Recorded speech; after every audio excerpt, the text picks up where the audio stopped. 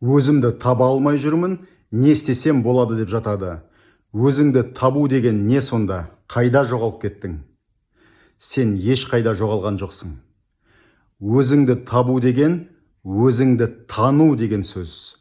Өзіңді танығанда ғана өзіңнің ішіңдегі құдайлық құдіретті ашасың.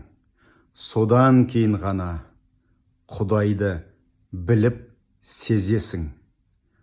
Табасың, танисың. Ал енді өзіңді шынайы тану үшін, яки сен айтқандай табу үшін не істеу керек?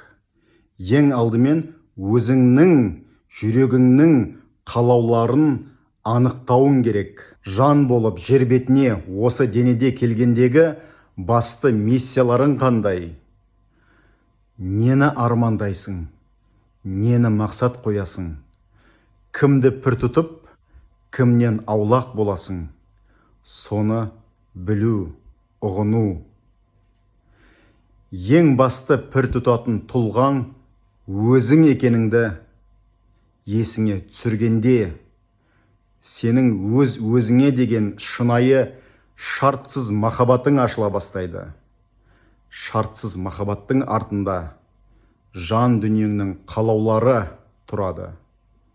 Сол қалауларды кішкентайдан бастап өзіңе рұқсат ете бастағанда, яғни кішігірім арман мақсаттардан бастап өзіңе бере білгенде, өзіңді аймалап, жақсы көріп, сүйе алғанда, осы әлемнің берекет есіктері айқара ашылады.